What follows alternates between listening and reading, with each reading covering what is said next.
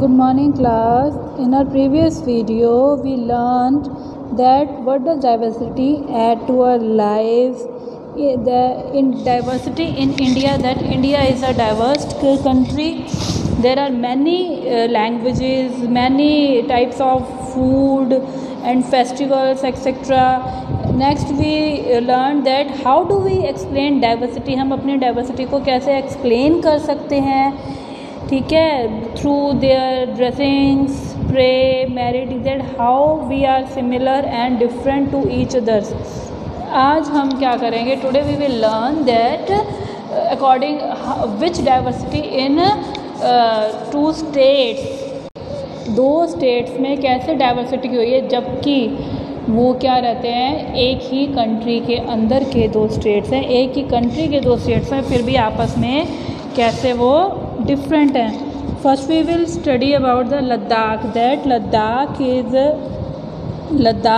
Is a desert in the mountains of the eastern part of Jammu Kashmir. Jammu Kashmir के eastern part में वो mountain है, ठीक है.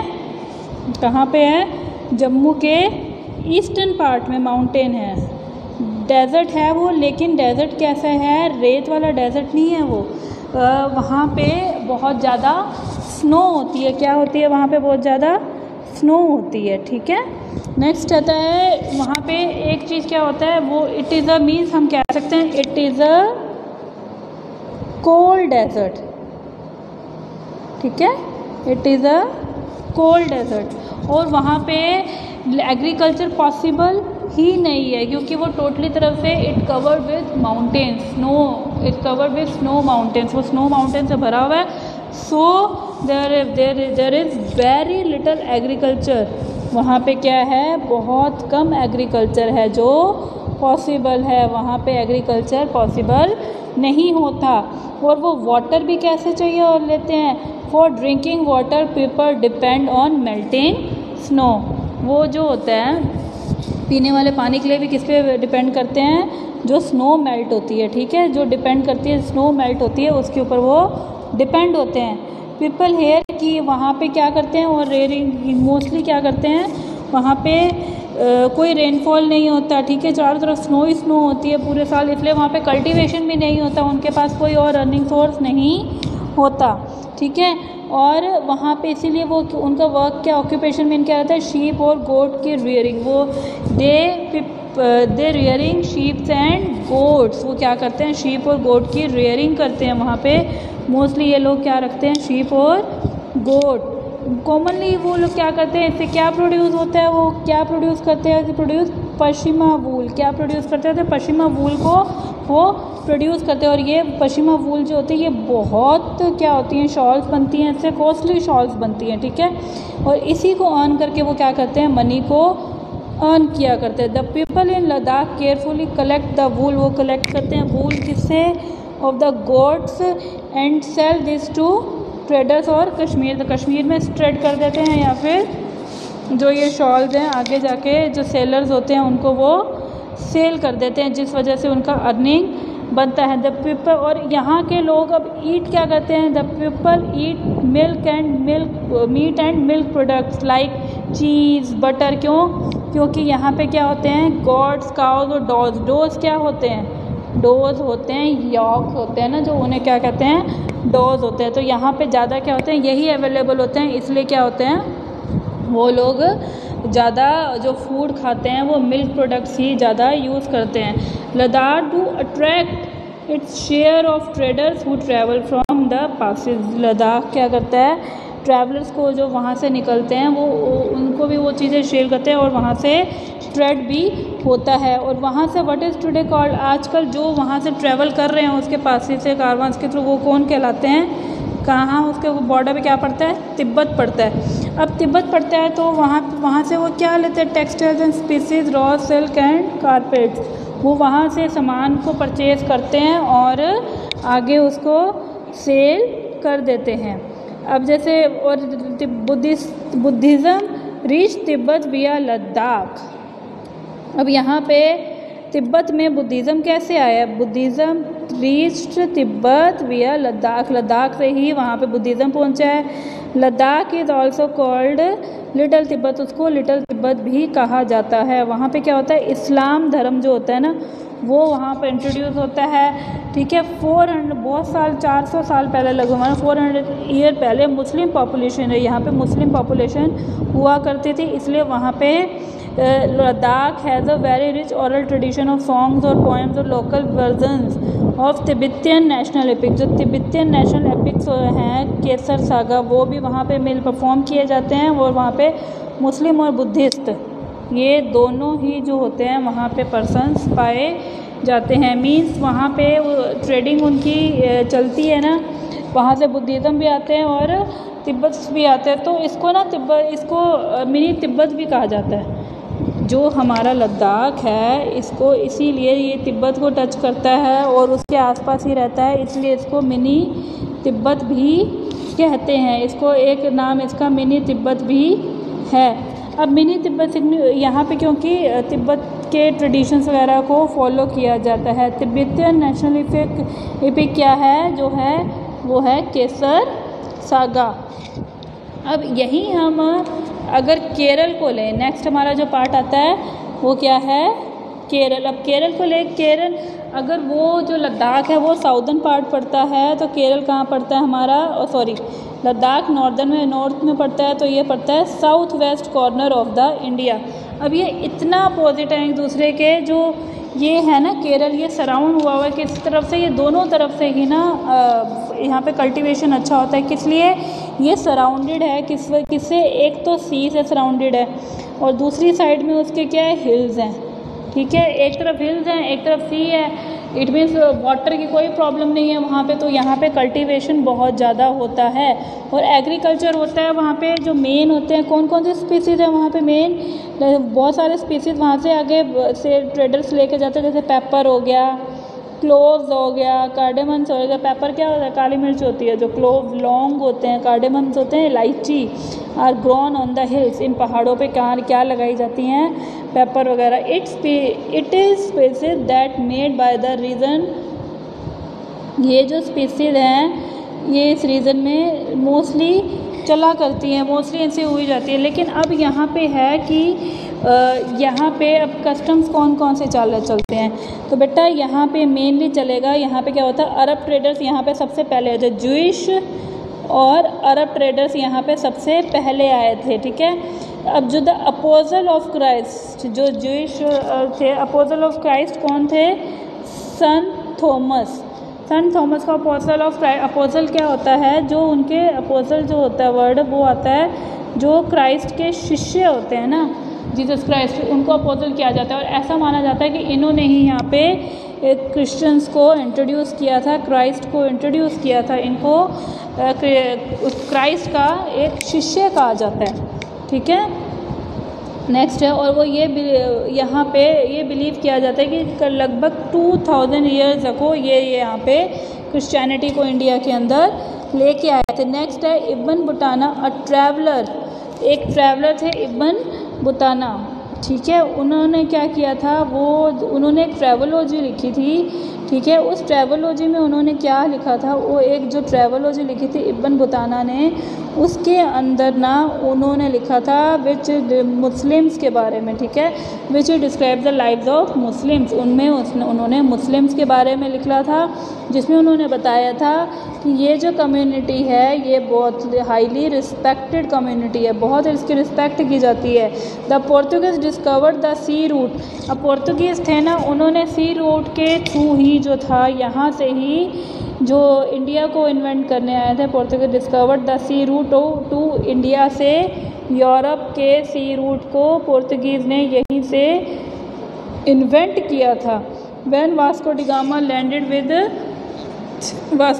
Landed with his ship here, जब वो वास्को डी गामा यहाँ पे अपनी शिप से लैंड कर रहे थे। Because all these various historical influences, इन्हीं हिस्टोरिकल इन्फ्लुएंसेस के कारण people in Kerala practice different religions. अब देखो वहाँ पे कितने सारे रिलीजन्स आ गए, इसीलिए केरला में अलग अलग रिलीजन्स को प्रैक्टिस किया जाता है, जैसे जूडिज़म हो गया, इस्लाम हो गया, क्रिश्चियनिटी हो गया, हिंदुज़म हो गया, बुद्धिज़्म हो गया, ये सब फेस्टिवल जो रिलीजन्स हैं ये वहाँ पे माने जाते हैं।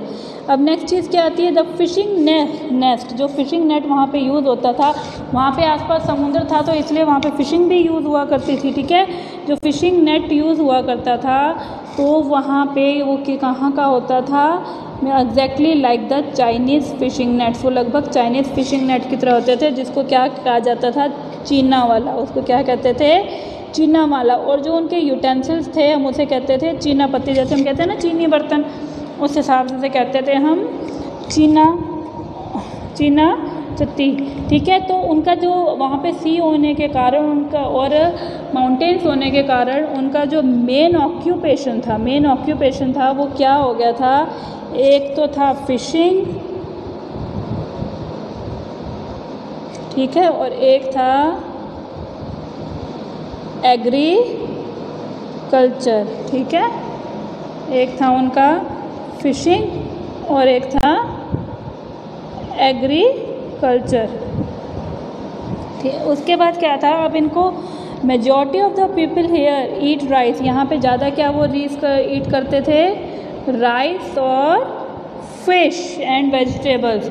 और जो बोट रेसिंग था ना, यहाँ का मेन ऑक्यूपेशन था वो, ठीक है। बोट रेसिंग में क्या होता था, boat racing is an important part of Onam festival celebrated. Onam के अंदर यहाँ पे बोट रेसिंग हुआ करती थी और ये इसका बहुत इम्पोर्टेंट पार्ट था, यहाँ पे बहुत अच्छे से सेलिब्रेट हुआ करता था। अगर हम इसकी अब इन्हें डिफ्रेंशिएट करें, अगर while Kerala and Ladakh are quite different in terms of their geographical features. अब जोग्राफिकल फीचर्स को अगर देखें तो बहुत डिफरेंट थे वो लोग। The history of both region has been similar culture influence. उनकी के जो हिस्ट्री थी वो सिमिलर कल्चर इन्फ्लुएंस है, दोनों ही जो थे, जो बुद्धिस्ट और जूडिज्म को मानते थे, ठीक है।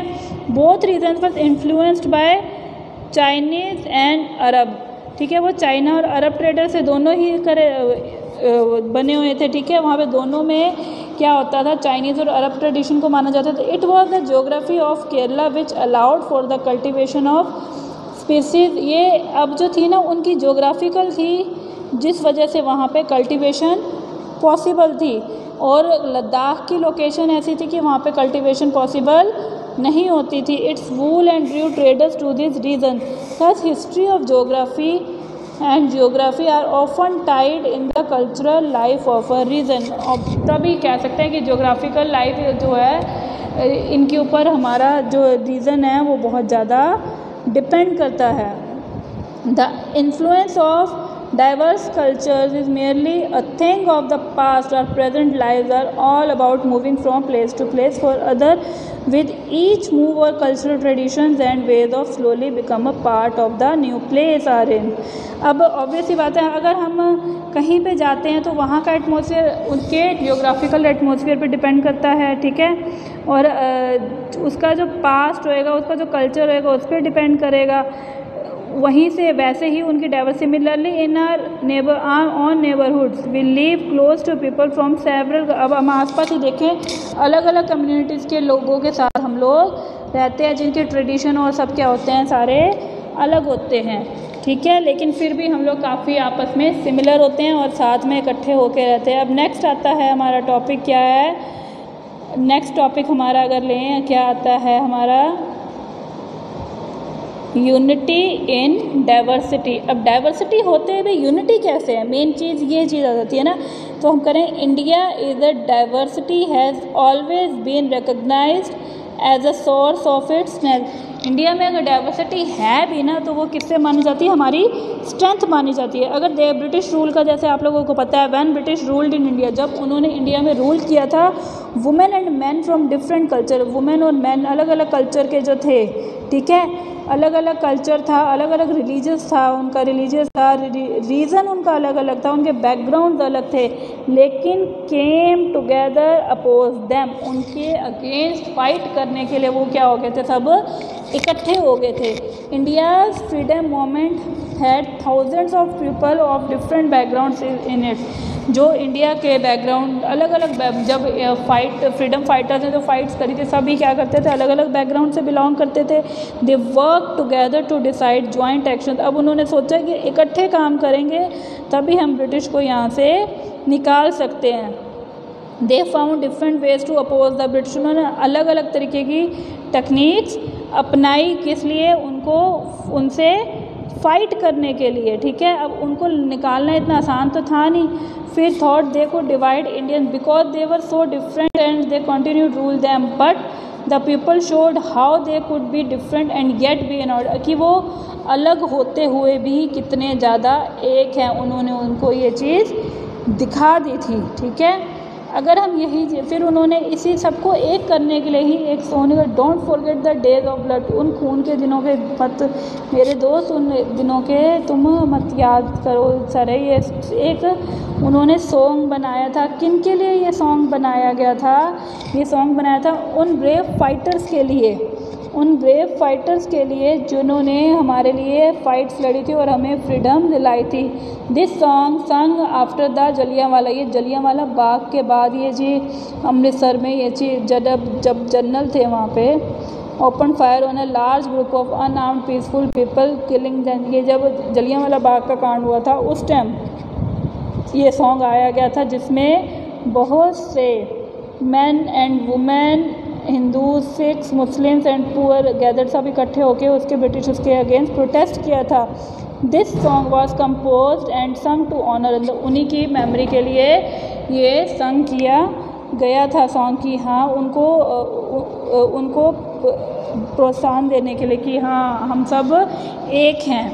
इसी को लेके पंडित जवाहरलाल नेहरू ने एक बुक लिखी थी discovery of India. Discovery of India में जवाहरलाल नेहरू ने यही कहा था, Indian unity is not something impose from the outside but rather it was something deeper and with in its fold. The widest tolerance of belief and custom was practice and every variety knowledge, ठीक है। उन्होंने यही कहा था, क्या कहा था कि जो जवाहरलाल नेहरू ने अपनी बुक में यही कहा था, हम लोग कितने भी अलग हों, ठीक है, हम लोग कितने भी अलग हों लेकिन फिर भी हम लोग सिमिलर हैं सब, ठीक है। हम लोगों को जब ज़रूरत पड़ेगी तो हम सब क्या होंगे, सब साथ होएंगे, हम आपके अगेंस्ट भी खड़े होएंगे। इसीलिए उन्होंने एक फ्रेज़ दी थी, क्या फ्रेज़ दी थी उन्होंने, यूनिटी इन डाइवर्सिटी, हम अलग होते हुए भी सब एक हैं। अनेकता में भिन्नता वाली चीज़ सुनी होगी ना, एकता में अनेकता, वही चीज़, ठीक है। हमारे नेशनल एंथम में भी जैसे बोला गया है ना, अलग अलग स्टेट्स के नाम आते हैं, जो उज्ज्वल, गुजरात, मराठा, कितने सारे, पंजाब, हिंद, सिंध, गुजरात, मराठा, तो ये जो होते हैं ये क्या दिखाते हैं, हमारा डाइवर्सिटी में भी unity. Okay students, this was your chapter understanding diversity, so it has been finished. I will meet you soon in our next video. Till then, take care. Bye bye.